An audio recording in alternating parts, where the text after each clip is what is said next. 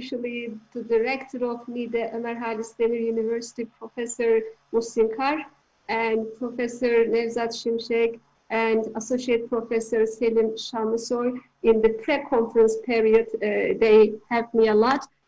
Thanks for your invitation.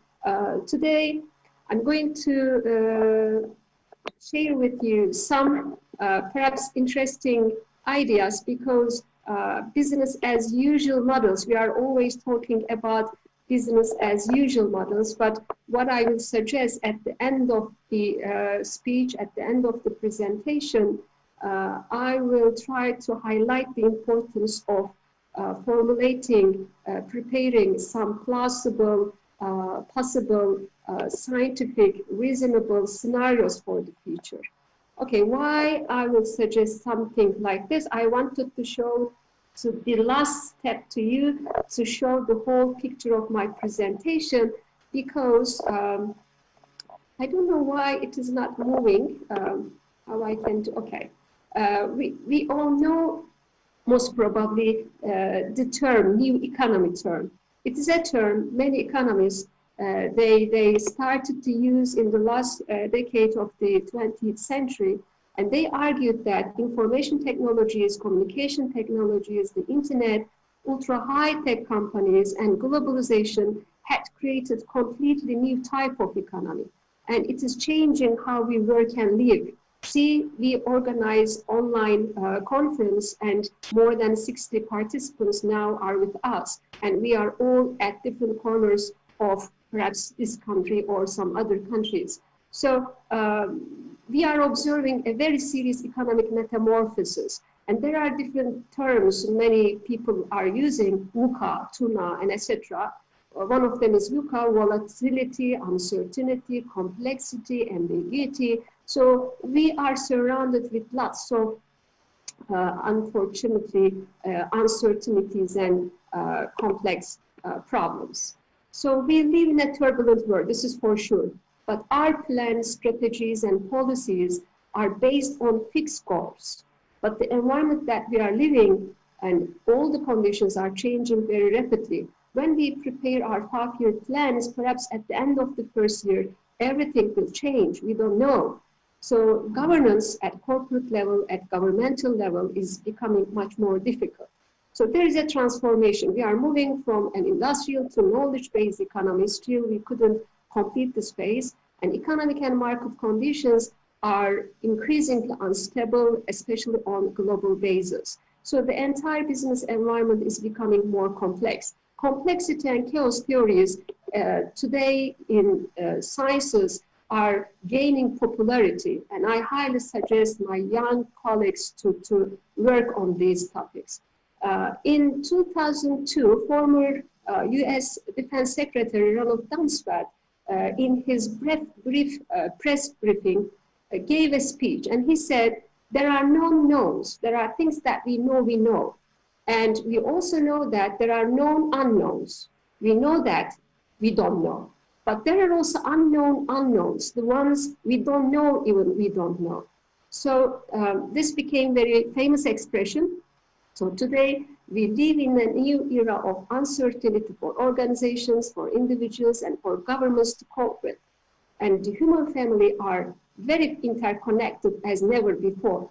So strategic readiness for the future, for organizations, for countries, for all of us, yes, it is very difficult. It is easier said than done. We say many things, but at the end, markets are collapsing very often. We are surrounded with the challenge of an uncertain world, and a fear of not knowing the future is always with us.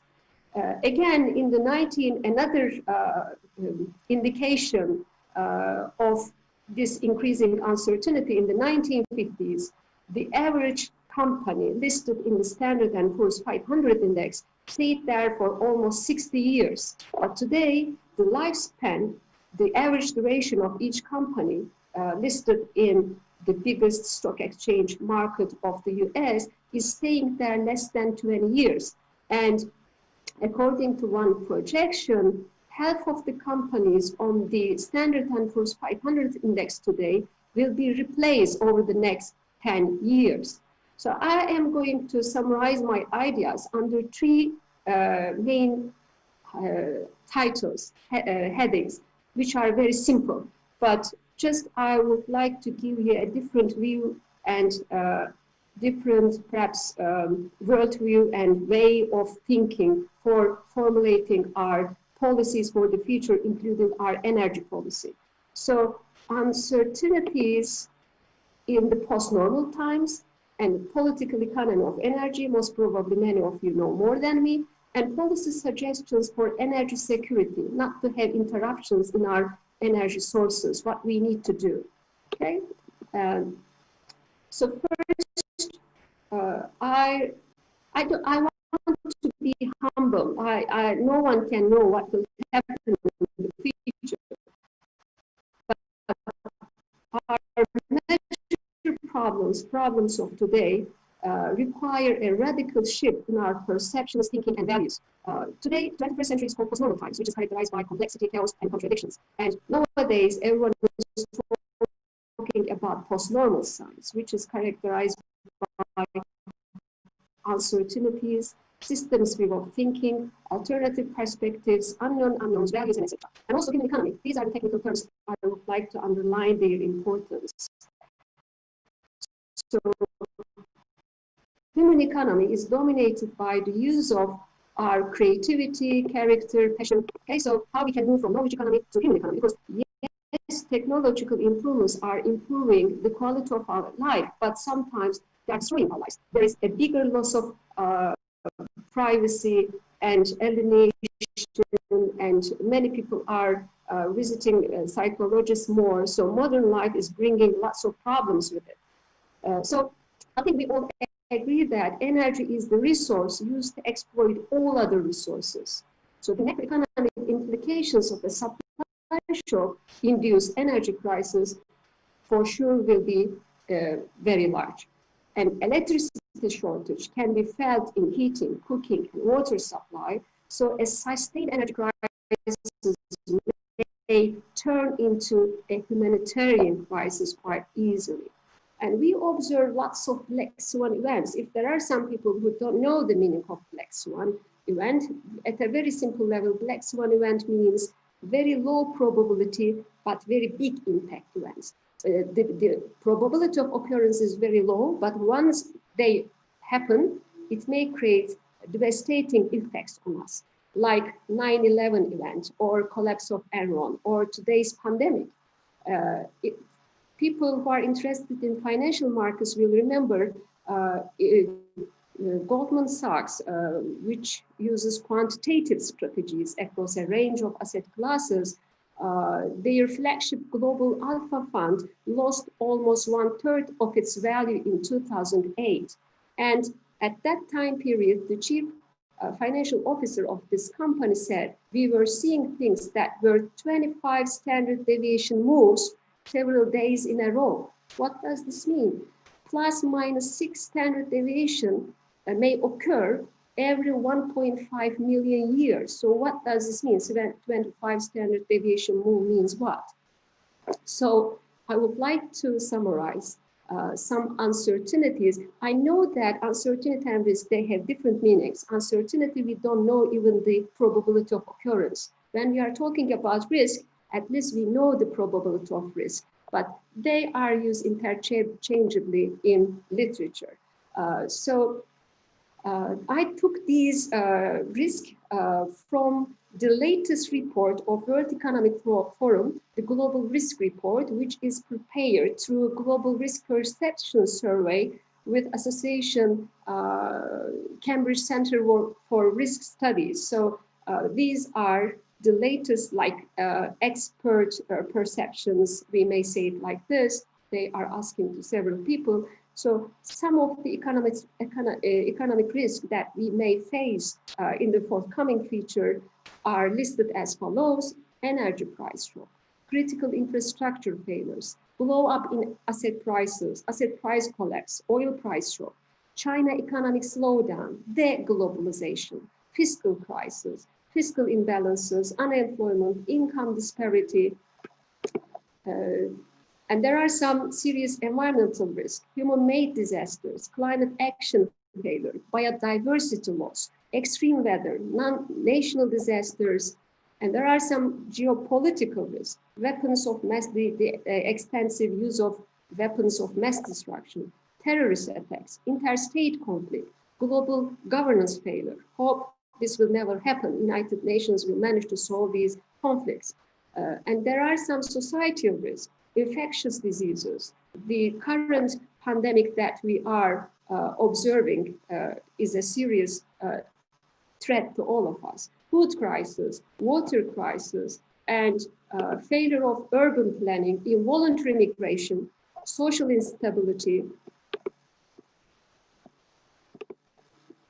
And there are some technological risks, information infrastructure breakdown, cyber attacks, cybersecurity, data fraud or theft, adverse technological advances. Most probably you know the technical term disruptive technologies.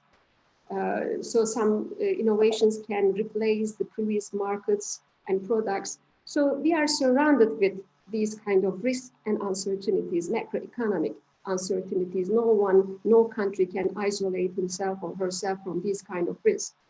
Related with political economy of energy, I will very shortly will share with you, there is not a big change in the picture. Steel, coal, and oil, fossil fuels are dominating both energy consumption and production markets. But we are facing scarcity related economic and political problems more today because the population of the world is increasing, industrialization is increasing, globalization is another factor. So energy scarcity, inability, threatens the stability of societies and can cause serious new international conflicts. Not can cause, it is also causing. So the availability and cost of energy may limit our ability to roll over supply chain. It may cause supply interruptions. So energy policy mismanagement may cause several deep-seated problems, not only in the energy sector, it is related with all other markets. Still, the world energy sector is dominated by fossil fuels. Oil makes up 34% of world energy consumption, coal constitutes 27%, and natural gas 24%. If you collect, I think it will give you 85%. Crude oil and natural gas production continue to grow, with the big producers remaining Saudi Arabia and the US, Iran, and Russia. And furthermore, it remains the case that huge quantities of capital are tied up in fossil fuels companies. In 2017, they made up 6 of the global top 10 companies as measured by revenues. But there are, of course, significant changes taking place in terms of who the producers are, of demand profiles, as well as of types of fossil fuels being produced.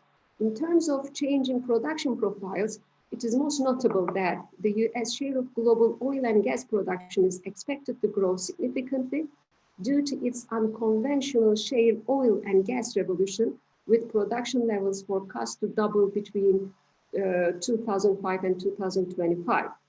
This will leave Saudi Arabia and Russia in relatively less dominant positions within global oil markets, perhaps.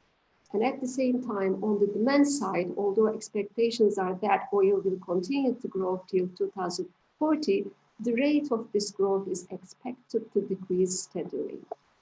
And public research and development budgets have shifted to renewables, storage, and energy efficiency, which is so nice.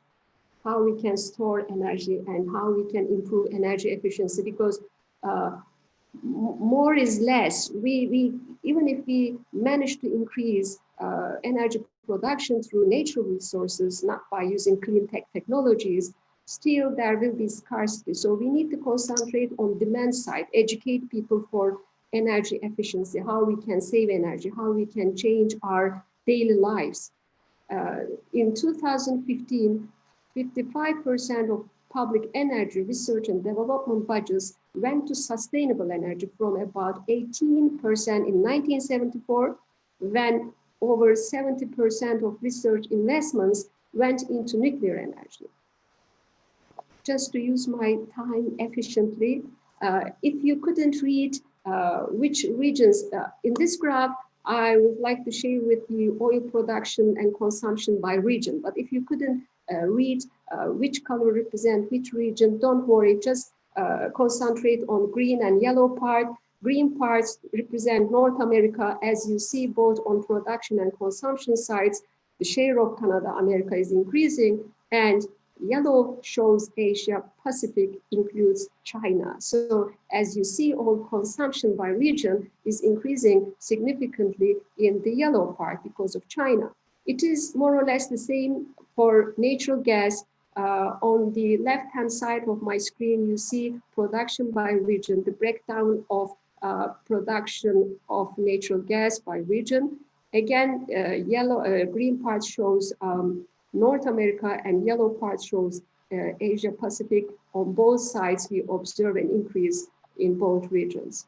And in this one, shares of global primary energy, luckily, oil, green line is decreasing, and coal is remaining constant or decreasing slightly, let's say. But luckily, natural gas, and moreover, more important than this, orange one, dark orange one at the bottom of the graph, renewables is increasing and nuclear energy is decreasing. This is good. And renewables share of power generation by region is increasing almost everywhere. So this yellow graph, yellow line, red line shows natural gas. Still it is increasing. Coal is more or less remaining constant, but there is a slight fall during last years. But if you pay your attention, again, nuclear energy is decreasing, but renewables are increasing significantly. So what we need, more or less, the policy of energy on the world markets, more or less, has remained constant. There is no big change in the picture, just renewables, yes, more countries, because they understood that all our problems, environmental problems, human health-related problems, food security, everything, energy problems, they are interconnected and interrelated. We couldn't isolate one of them from the other one. So digital technology revolution is very important, and it has been a major driver both of clean tech innovations, what we need, I think, such as smart meters and grids and unprecedentedly low energy intensity of production. It is also a major cause of destabilization of commodity prices, labor markets, and inflation targeting.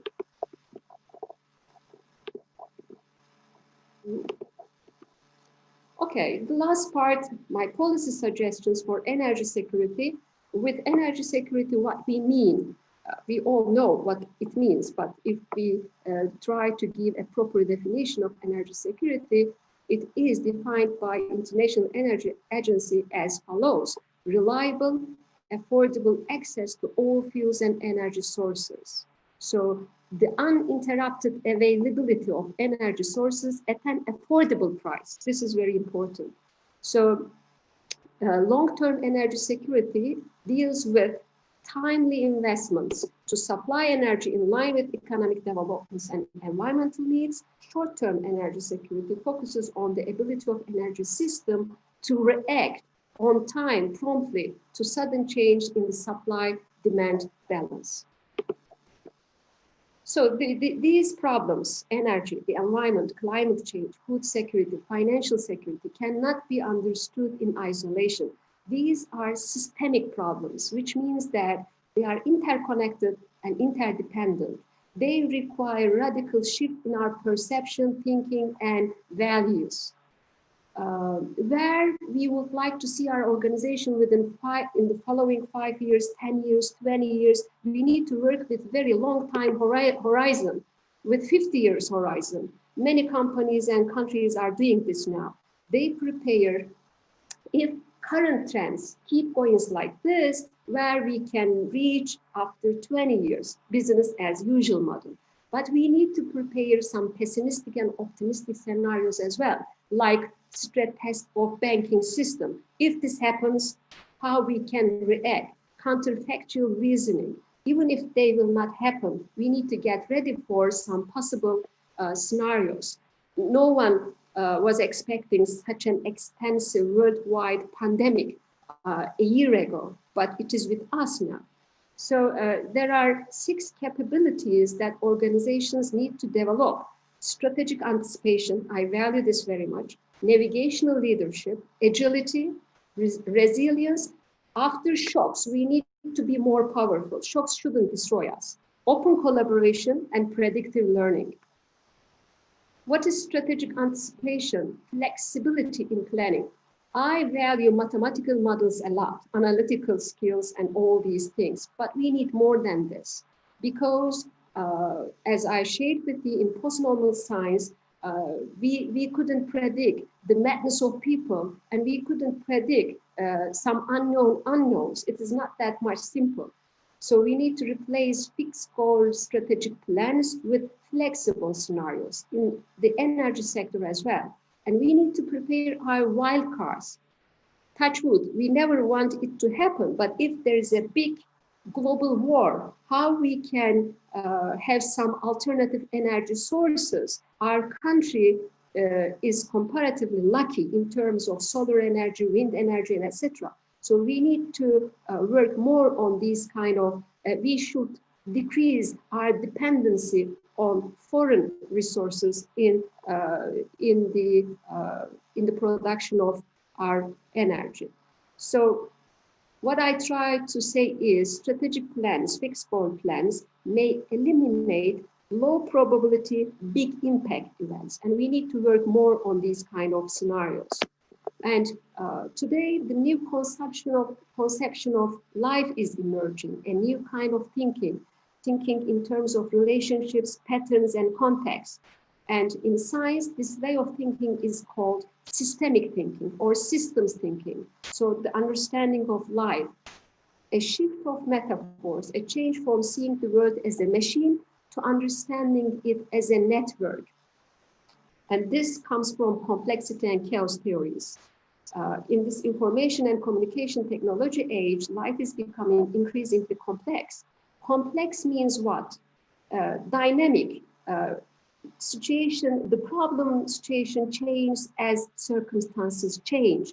We know the parts, but when parts are coming together, the whole is bigger than its parts.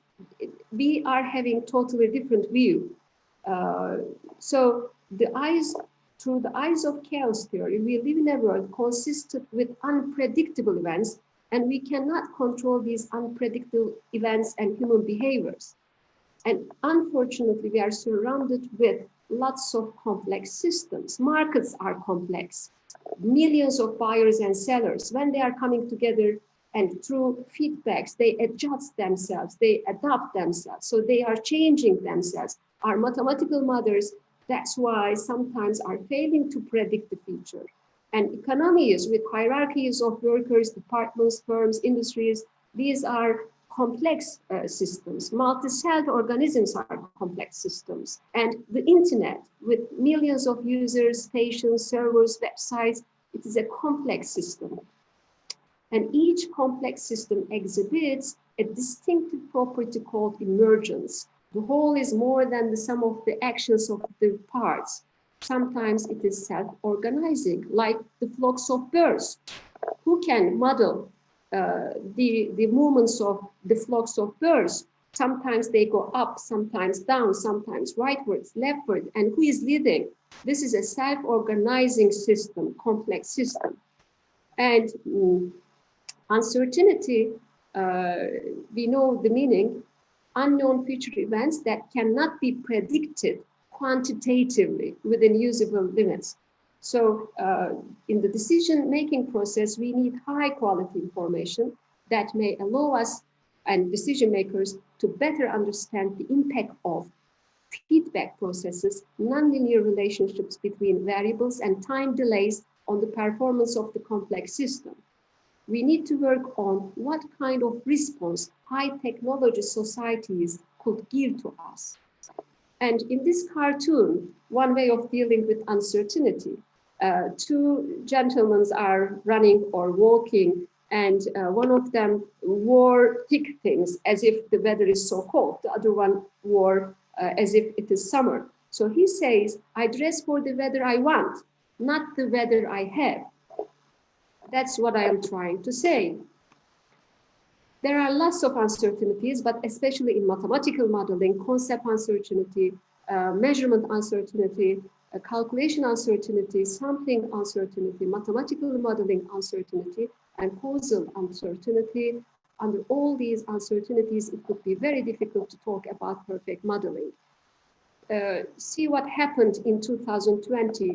If we check the growth rate of GDP, gross domestic product of countries in the world markets, in rich countries, in emerging countries, can you see in 2020 there are falls? And if you check the previous trend, we couldn't predict this.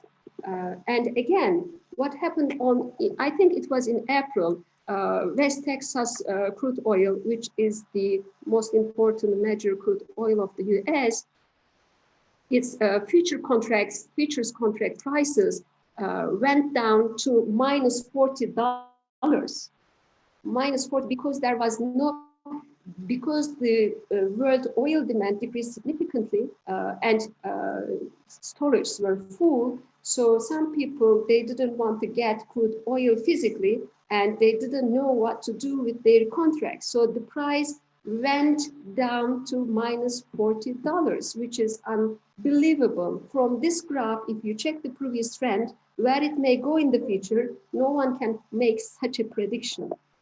How we can use strategic foresight in the formulation of our energy policies?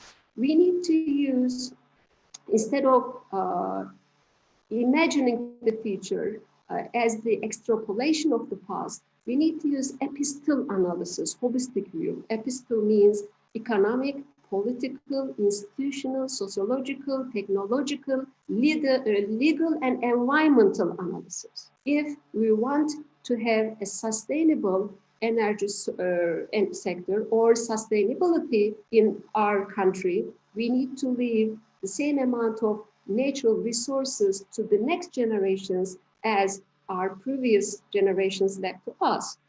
We need to work more on how the future may be different from the present. We need to use our creative power. We need to be more anti-fragile. Instead of using forecasting, yes, we need this, but we need to add some other alternative ways of thinking to the formulation of our energy policies. Foresight is used as a term for predictions, forecast. But foresight, it is a more open perspective on futuristic thinking. We need to use our creativity, collective intelligence, expert panels, Delphi method, and etc. So foresights focus on the identification of possible futures, potential issues, tendencies, and uncertainties by using scenario methods. Foresight is, we may say that, is similar to the term prospective analysis. In this graph, you see that some experts forecasted the barrel price of crude oil from time to time. But as you see, the blue line shows the actual one. But the forecast of 1981, the forecast of 1984, no one became real. So as you see here, the crude oil price, if you check real crude oil price in US dollar terms, sometimes it is going up, sometimes it is going down, it is unstable, and it is causing lots of macroeconomic uncertainties as well, especially for countries who are dependent on imported oil and natural gas. So as you see here, there is a serious fall after 2020. We observed serious fall in the crude barrel price of crude oil. Prediction and probability are limited ways of thinking about the future. No one can know the future. The aim should be not finding ways to know the future. Without knowing the future, how we can get ready for the future? How we can prepare wild cards, the worst case scenario, so nothing can shock us.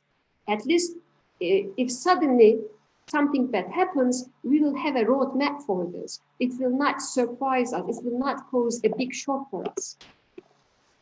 In my conclusion, I will share some of my suggestions with you. I'm not the expert of energy policy, but by using in many countries, this method is used, including Germany, Finland, Singapore, and in many companies, including Royal Dutch Shell. Since the 1970s, Royal Dutch Shell is using this, this method very much, preparing plausible, reasonable, possible scientific scenarios for the future. As I shared with you before, it is known that perfect models do not exist, and it is impossible to have all-weather plans. We need to promote energy-saving clean tech technologies. We need to prepare our wild cards and possible black swan events, counterfactual reasoning. What if this happens? If dollar reached to this level, what could happen? If suddenly Saudi Arabia stops producing oil, what could happen, and etc.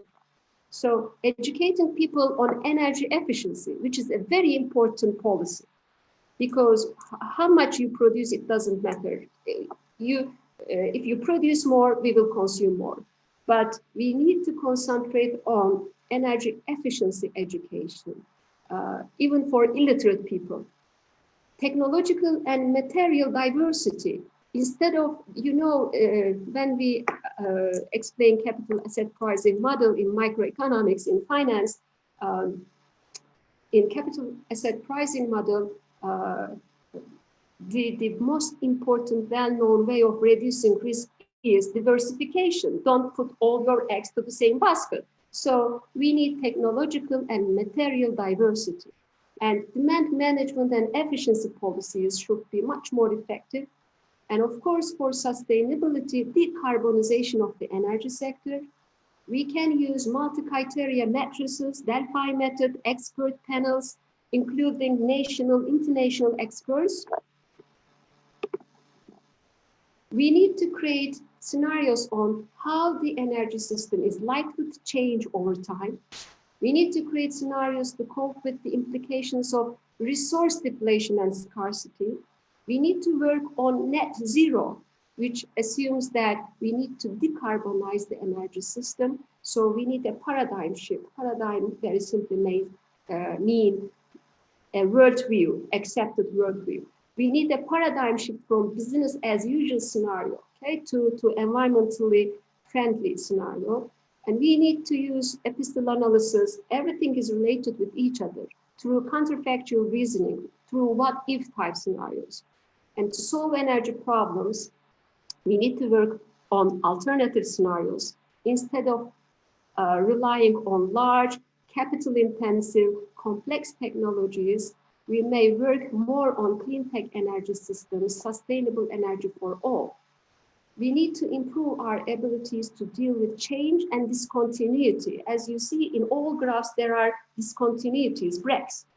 So change may come from where? We need to talk on this.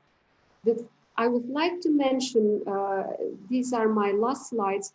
I would like to underline the importance of cybernetics. What does this mean? The theory of cybernetics was the result of a multidisciplinary collaboration between mathematicians, neuroscientists, social scientists, and engineers, a group that became known collectively as cyberneticists. And what we need is, we need to bring scientists from very different fields together to create these scientific scenarios. To deal with the complex problems of post-normal time, we need post-normal science, which could bring many disciplines together. And everyone knows, I think, John Maynard Keynes. He said the difficulty lies not so much in developing new ideas as in escaping from old ones. We can teach new things to people, but it is almost impossible to unforget the things that we were told before. We need to change in our daily lives how we can save energy. And the measure of intelligence is the ability to change. We need to be a change maker. We need to change our daily behaviors. And we shouldn't be afraid from technology and innovations. sometimes I'm against of neologism. In many science fiction movies, they show robots with red eyes and trying to frighten us. They will replace human beings, and the same things were said after the Industrial Revolution.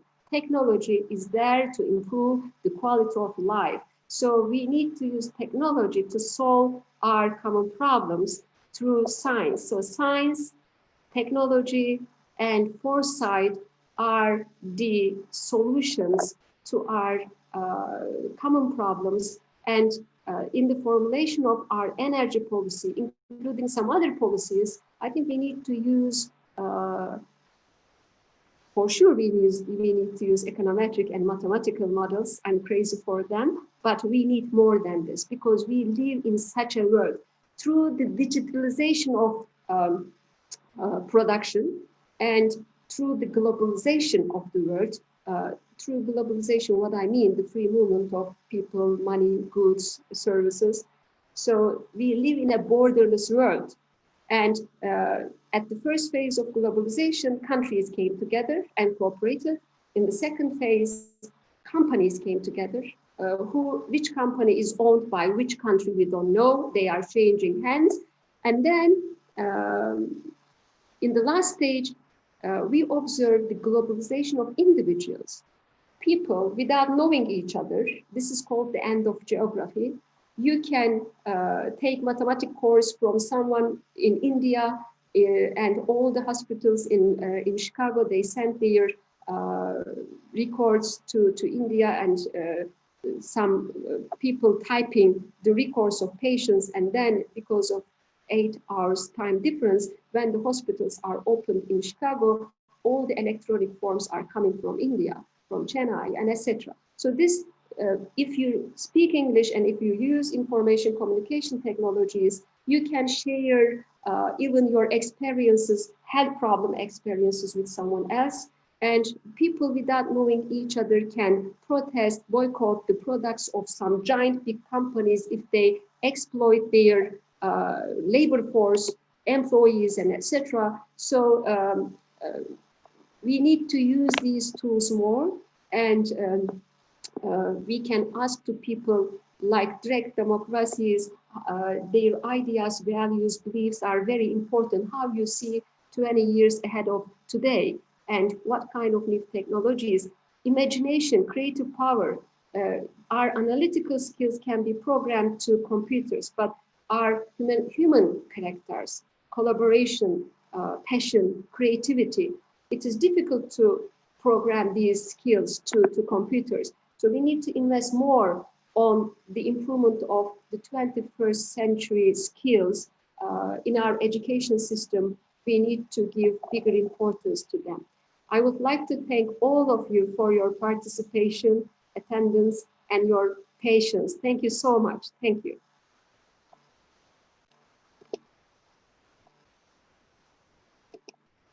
Dear Professor Elif, thank you for your presentation. If there is any question about related this presentation, we can take, or we could take. I think there is no question now. It's good. Okay, well, with your permission, I'd like to end this session by conveying my thanks again to our invited speakers for their contribution to our Congress.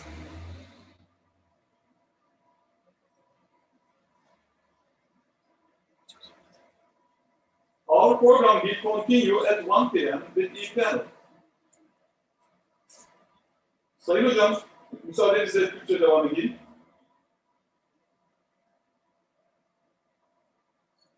Katkılarınız için çok teşekkür ediyoruz. Kongremize dinlediğimiz bu çarpıcı bilgilerle dolu tebliğinize katkı verdiğiniz için özellikle çok teşekkür ediyoruz. Ben size çok teşekkür ederim. Böyle bir imkanı bana verdiğiniz için Muhsin Hocama, sizlere, hepinize ayrı ayrı, çok katılımcılara, emeği geçen herkese çok teşekkür ederim.